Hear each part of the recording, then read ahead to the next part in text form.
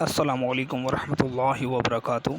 अस्सलातु वस्सलामु अलैका या रसूलल्लाह व अला आलिका व अस्हाबिका या हबीबल्लाह। मेरा नाम वक्कास अली है। आज क्लास 2 की मैथ की क्लास में हम जो टॉपिक पढ़ने के लिए जा रहे हैं वो है ज्योमेट्री। ज्योमेट्री में जैसा कि आपको इल्म होगा कि हम लोग ज़्यादातर शेप्स के हवाले से बात करते हैं, लाइंस के हवाले से बात करते हैं और different triangles, circle, squares, rectangle, parallelogram, other shapes के हवाले से बात की जाती है। तो आगे बढ़ते हैं। यूनिट नंबर 5 में ज्योमेट्री में जो हमारा पहला टॉपिक है वो है लाइंस। देखें बेटा, line in common language it is a long thin mark made by a pen, pencil etc। किसी भी पेन या पेंसिल से या किसी और चीज़ से, किसी पेपर पे, किसी वॉल पे, किसी फ्लोर पे, कहीं पर भी आप कोई भी मार्क लंबा जो बनाते हैं उसे कहा जाता है लाइन। मिसाल के तौर पर एक लाइन पेन आपने एक पॉइंट पे रखा और उसको खींच कर दूसरे पॉइंट पे ले गए तो वो क्या बन जाएगा आपके लिए? लाइन। इस लाइन में एक होती है straight line. Straight line is essential but just a line with no curves. एक ऐसी लाइन जिसके अंदर कोई भी कर्व ना हो, यानी बिल्कुल स्ट्रेट हो, कोई उसमें चढ़ाव उतार ना हो, कोई उसमें अप्स एंड डाउन्स मौजूद ना हो, कोई उसमें किसी भी किस्म की कहीं पर भी झुकाव ना हो। बस आपने एक स्ट्रेट लाइन उसको ड्रॉ कर दी। एक पॉइंट पे आपने पेंसिल, पेन या कुछ भी जो भी आपकी सोर्स है वो रखा और उसको बिल्कुल सीधी तरीके से आप दूसरे पॉइंट तक ले गए, वो कहलाता है आपका स्ट्रेट पॉइंट, स्ट्रेट लाइन। जैसे कि आप देख सकते हैं कि स्क्रीन पर आपके सामने शो भी हो रही हैं कि स्ट्रेट लाइंस बनाकर दिखाई गई हैं जिसके अंदर कोई भी किसी भी किस्म का कर्व मौजूद नहीं है। इसके बरक्स नीचे आप डायग्राम में देखिए तो वहाँ पर आपको ऐसा लगेगा कि वो लाइन नहीं है, लेकिन वो लाइन है। जस्ट वो क्या है? कर्व हुई हुई है, वो कर्व लाइंस हैं। एक ऐसी लाइन ड्रॉ हुई है, लेकिन लाइन का मतलब होता है कि एक पॉइंट से दूसरे पॉइंट तक जाना। अब अगर आप बिल्कुल सीधे जा रहे हो तो वो स्ट्रेट लाइन हो गई, और अगर आप उसमें अप्स एंड डाउन्स लेकर आ रहे हो किसी भी एंगल में तो वो हो जाती है कर्व लाइंस। थोड़ा सा हम पढ़ लेते हैं लाइन के हवाले से। देखिए, following are the different types of lines. A line has no beginning point और एंड पॉइंट। लाइन का ना तो बिगिनिंग होती है ना ही एंड होती है। इसका मतलब ये है, बिगिनिंग तो ज़ाहिर होगी। अब आप सोच रहे होंगे बिगिनिंग नहीं है, ये क्या बात हो गई? बिगिनिंग तो होगी, शुरुआत कहीं ना कहीं से होगी, बस हमें पता नहीं होता। हैज़ नो बिगिनिंग और एंडिंग का मतलब ये है कि ना हमें ये पता है कि वो शुरू कहाँ से हुई है और ना हमें ये पता है कि वो ख़त्म कहाँ हो रही है। इसे कहते हैं लाइन। अगर आप डायग्राम में देखें तो सेकंड नंबर पर लाइन, और जिस तरह से वो ड्रॉ हुई हुई है उसके दोनों तरफ एरो बना हुआ है। ये एरो ये शो कर रहा है कि ये जो लाइन है ये लेफ़्ट साइड पर भी आगे की तरफ जा रही है और राइट साइड पर भी आगे की तरफ जा रही है।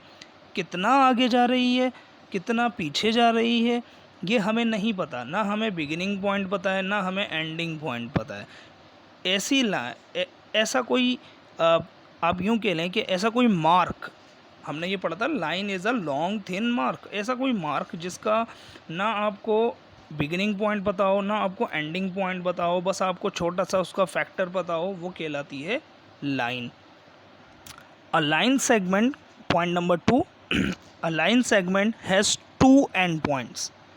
It contains these endpoints and all the points of the line between them. You can measure the line length of the segment but not a line. Segment को मैं अगर आपको आसान अल्फाज में समझाऊँ ना मेरा बेटा, तो सेगमेंट क्या होता है? एक लाइन का छोटा सा टुकड़ा कहलाता है सेगमेंट। मिसाल के तौर पर एक बहुत लंबी लाइन है, हमें नहीं पता कि उसकी स्टार्टिंग उसकी एंडिंग क्या है, लेकिन हमने क्या करा, एक छोटा सा पीस उसमें से कंसिडर कर लिया या निकाल लिया, चलें ऐसे समझ लें, हमने छोटा सा पीस उसका कंसिडर कर लिया, उसको निकाल लिया। तो वो छोटा सा जो पीस हमने निकाला है, अब हमें ये भी पता है कि वो शुरू कहाँ से हो रहा है और ये भी पता है वो ख़त्म कहाँ से हो रहा है। तो हम उस सेगमेंट की, लाइन सेगमेंट की लेंथ को मेजर करने की सलाहियत रखते हैं, लेकिन हम लाइन को मेजर नहीं कर सकते क्योंकि ना हमें उसका बिगिनिंग पता, ना हमें उसका एंडिंग पता। सेगमेंट पाथ मालूम चल जाता है किस तरीके से, क्योंकि हमें मालूम होता है कि सेगमेंट हमने कहाँ से लेके कहाँ तक का एक्सट्रैक्ट आउट किया है एक लाइन में से। इसके बरक्स ray is a part of line that has one end point and goes to infinity in only one direction. Ray का मतलब ये है कि हमें बिगिनिंग तो पता है कि भाई ये रे है, ये जो लाइन है ये शुरू यहाँ से हो रही है, ख़त्म कहाँ हो रही है ये हमें नहीं पता, इसको कहते हैं रे। ठीक है बेटा, सेगमेंट, लाइन और रे तीनों के डिफरेंसेस डेफिनेशन के तौर पर यहाँ सामने मैंने लिख दिए हैं, इनको याद भी कर लीजिए, इनको बार बार समझ भी लीजिए, इनको ड्रॉ कर करके इनको याद कीजिए। आपके लिए असेसमेंट ये दी जा रही है आपने अभी पढ़ा कि लाइन क्या होती है, कर्व लाइन क्या होती है, ठीक है। तो हमारा जो मेन टॉपिक था वो लाइन और कर्व लाइन का था। तो यहाँ पर एक छोटा सा मैंने असेसमेंट दिया है, ये इतनी सारी आपके पास डायग्राम्स हैं, आप इनको नंबर दे सकते हैं, नंबर 1, नंबर 2, नंबर 3 करके, या फिर इनको ड्रॉ करेंगे तो बहुत ज़्यादा अच्छी बात है, बल्कि क्योंकि आपको फिर ये शेप्स ड्रॉ करने की भी प्रैक्टिस हो जाएगी। आपने सिर्फ ये बताना है कि इनमें से कौन सी शेप को बनाने के लिए स्ट्रेट लाइन का इस्तेमाल किया गया है और कौन सी शेप को बनाने के लिए कर्व लाइन का इस्तेमाल किया गया है। जस्ट ये छोटा सा काम आपने करना है। मैं आपको ये कहूँगा कि आप इनको ड्रॉ करें और उसके नीचे आंसर लिखें। इससे दो फ़ायदा होगा। एक पहला फ़ायदा कि आपको शेप ड्रॉ करनी आ जाएगी, आपको प्रैक्टिस करना आपकी प्रैक्टिस में आ जाएगा ये सब। और दूसरी चीज़ कि इतनी सारी शेप पे जब आप काम करेंगे तो आप पक्के हो जाएंगे इस चीज़ में कि आपने स्ट्रेट लाइन को बिल्कुल आपको समझ में आ जाएगा और आपको कर्व लाइन के हवाले से समझ में आ जाएगा। दूसरा जो असेसमेंट मैंने आपको दिया है, देखें ये लिखा हुआ है measure the length of these straight line. एक तो आपको पहले ही बता दिया कि भाई part A, part B, part C के अंदर जो दिए हुए हैं वो स्ट्रेट लाइनें दिख भी रहे हैं, आपने मेजर करना है। मेजर कैसे करेंगे सर? मेजर ऐसे करेंगे कि इस लाइन को आपने स्केल से मेजर करना है।